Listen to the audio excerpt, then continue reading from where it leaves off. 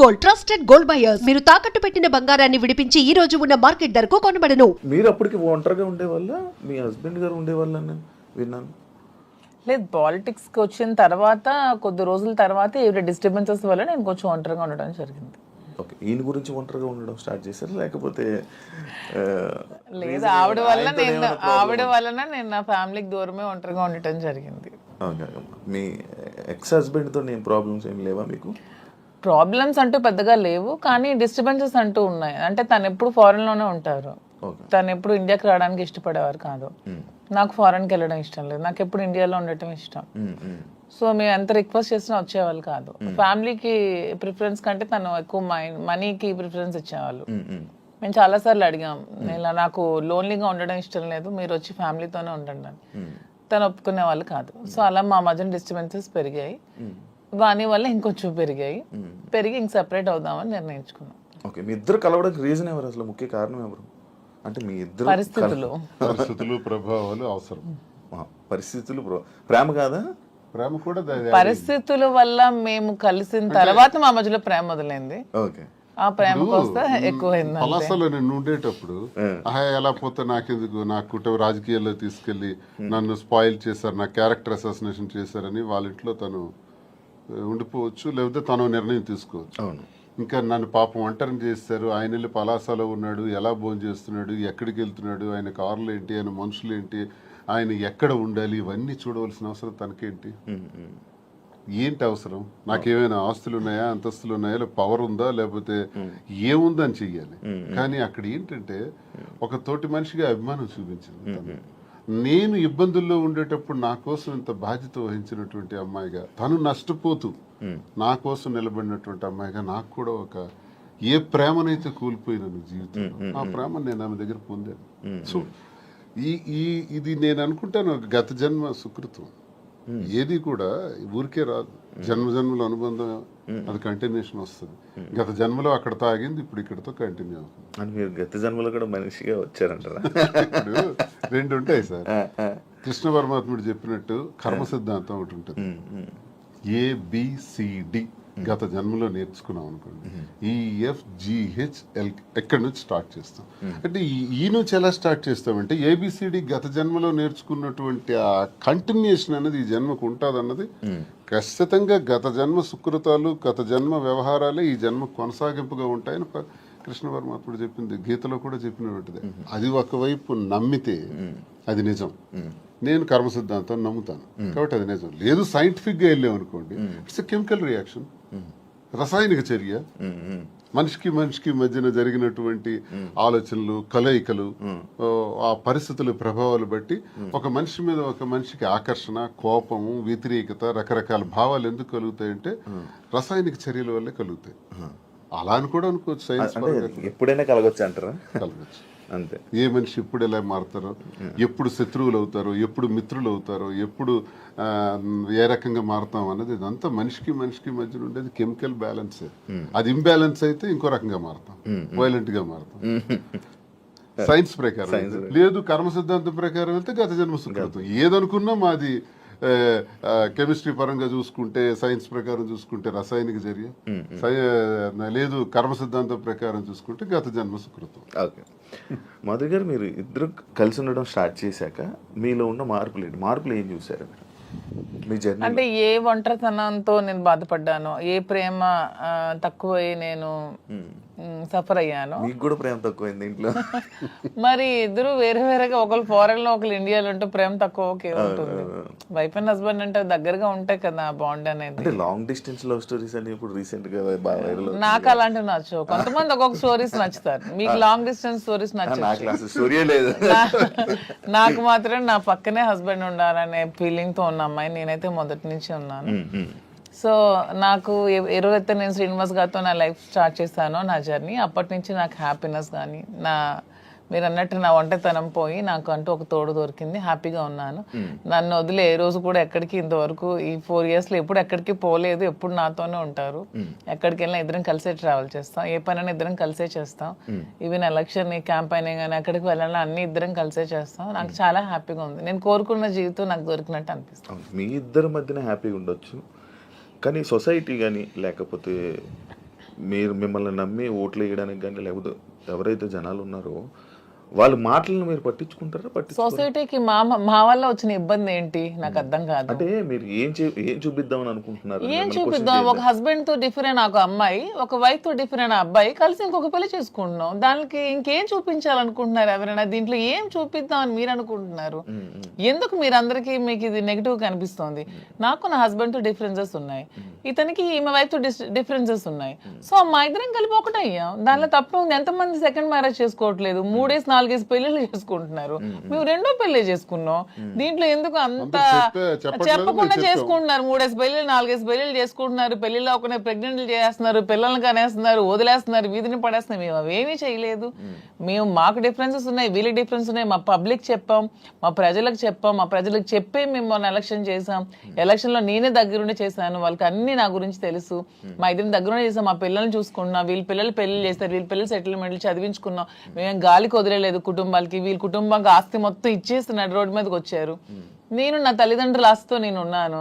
నేను హస్బెండ్ నుంచి ఇంతవరకు నేను ₹1 కూడా నేను తీసుకోలేదు ఇంతవరకు. నేను నా పిల్లలు కానీ నాకు కానీ నా పేరెంట్స్ నాకు ఏమైతే నాకు ఆస్తి నాకు వచ్చిందో ఆ యాన్సిస్ట్రల్ ప్రాపర్టీస్ మాత్రమే నేను నాకుతో పెట్టుకున్నాను.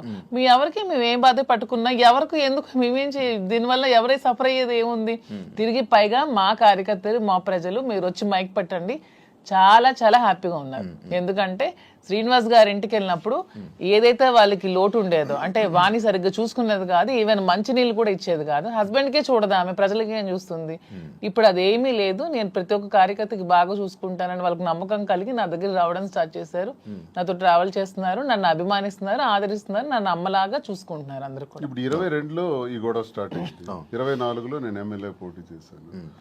నా మీద పోటీ చేసి గెలిచినటువంటి అచ్చెన్నాయుడు రాష్ట్ర తెలుగుదేశం పార్టీ అధ్యక్షుడు ఎన్నికల ముందు ఏం చెప్పాడు? రాష్ట్రంలో హైయెస్ట్ మెజారిటీ నాదే, అబౌట్ 70,000 ఓట్స్ అన్నాడు. నిజానికి కూటమి ప్రభుత్వంలో ఎవడు నామినేషన్ వేసినా 40,000, 50,000, 60,000తో గెలిచారు. మా జిల్లాలోనే 4 ఎమ్మెల్యేలు కొత్తోళ్ళు, మొక్కం తెలియనోళ్ళు కూడా, ధర్మాన ప్రసాద్ లాంటి వ్యక్తి మీద కూడా 3 రోజుల ముందు వచ్చి నామినేషన్ వేసి 54,000 మెజార్టీతో గెలిచాడు. మరి అచ్చెన్నాయుడు ఎంతో గెలవాలి? కనీసం 70తో గెలవాలి కదా. 30, నా 73,000 ఓట్లు. ఇవన్నీ తెలిసి ప్రజలు నాకెందుకు ఇంకా నైతికంగా బలంగానే ఉంచారు. నైతికంగా అచ్చెన్నాయుడు ఓడిపోయినట్టే. కిందోళ్ళందరికి ఒక్క 15 రోజుల ముందు వచ్చిన వాళ్ళందరికి కూడా 40,000, 50,000 మెజారిటీలు వచ్చి నీకేం 30,000? అంటే ప్రజలే 1,000 వ్యతిరేకించుంటే అచ్చెన్నాయుడికి 70,000 రావాలి కదా. ఇంత వేవ్ లో కూడా అచ్చెన్నాయుడు అతి తక్కువ ఓట్ల తేడాతో గెలిచాడు కదా. సో నేను గతసారి ఎంపీకి పోయినా 3,100 తేడా నాది. వాళ్ళకి మాకు ఎప్పుడు వెరీ లెస్ మార్జిన్, 3,000, 3,500. సో మాకు ప్రజలు బుద్ధి చెప్పాలంటే ఓట్లతోనే చెప్పేవాళ్ళు కదా. వీడు ఇలాంటి వాడు సంఘ వ్యతిరేకమైన పని చేసేటండి, కొట్టండి అనుకుంటే నాకు 20-30,000 ఓట్లకి కుదించేసి ఆయనకు 1,00,000 మెజారిటీ ఇవ్వచ్చు. అది జరగల ఇంత వేవ్ లో కూడా. అదే మాకు ప్రజల్లో. అయినా పర్సనల్ లైఫ్ ని ప్రైవేట్ లైఫ్ కి ఏంటి సంబంధం అండి? ఇది మా ఫ్యామిలీస్ మధ్యలో ఉన్న డిస్టర్బెన్సెస్ తో మేము ఒకటే. పర్సనల్ లైఫ్ ప్రైవేట్ రహస్యంగా ఉంటూ అబద్ధాలు ఎవడైతే ఆడతాడో వాడు దొంగ. పర్సనల్ లైఫ్ ను ఓపెన్ గా తెరచిన పుస్తకంలో జనం ముందు చెప్పేస్తే దొంగలు ఎలా అవుతాం? వాస్తవం చెప్పిన వాళ్ళు అవుతాం. ప్రజలే గుర్తించారు, ప్రజలే గౌరవిస్తున్నారు. ఈ రోజు మాకున్న గౌరవం పెరిగింది సమాజంలో. ప్రతి ఒక్కళ్ళు ఎక్కడ చూసినా సార్ ఒక సెల్ఫీ అంటారు. కార్లు ఓవర్టేక్ చేసుకుని స్పీడ్ గా వచ్చి ఫోటో కావాలని అడుగుతున్నారు. డాక్టర్స్, ఇంజనీర్లు, పెద్ద పెద్ద ఎంప్లాయీస్, ఉన్నత స్థాయి వాళ్ళు, పోలీస్ ఆఫీసర్స్, పెద్ద పెద్దోళ్ళు కూడా. ఒక పెద్ద ఆఫీసర్ అయితే మొన్న చేయి తీసుకొని గుండె మీద పెట్టుకొని పెద్దగా ఊపిరి తీసాడు. ఏం సార్ ఏంటి అంత ఎమోషన్ అవుతున్నారు? ఏంటంటే మీరంటే నాకు ఇష్టం సార్. ఆయన ఏం అర్థం చేసుకున్నారు? పెద్ద ఆఫీసర్. ఇంకా చాలా మంది పేర్లు చెప్పకూడదు. వాళ్ళు ఏం అర్థం చేసుకున్నారు? ప్రతి ఒక్క జీవితంలో కూడా కథ ఉంది. ఆ కథ చాలా మంది చెప్పలేక భరిస్తున్నారు. మేము చెప్తాం. ఇప్పుడు మీరు ఇన్స్పిరేషన్ అంటారు, చాలా మందికి ఇన్స్పిరేషన్. ఆవేశం ఎలా వస్తుంది? వాళ్ళ కళ్ళల్లో ఆర్ద్రత ఎలా వచ్చింది? ఆ సంతోషం ఎలా వచ్చింది?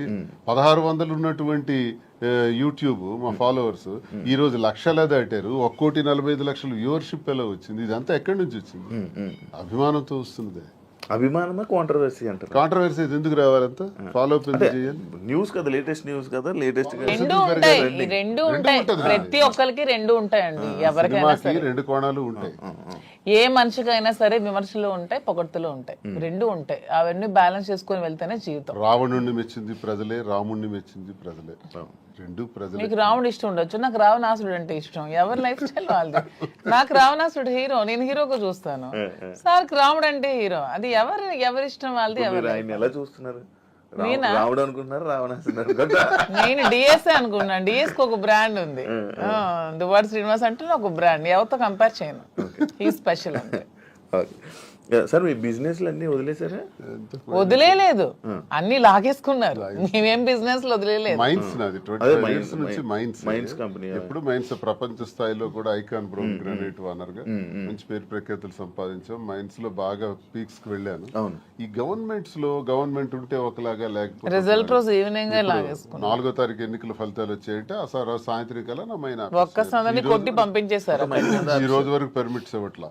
61 కోట్లు లాస్ సడన్ గా గవర్నమెంట్ రావటం వల్ల, కూటమి ప్రభుత్వంలో అచ్చెన్నాయుడు వీళ్ళు టార్గెట్ పెట్టారు.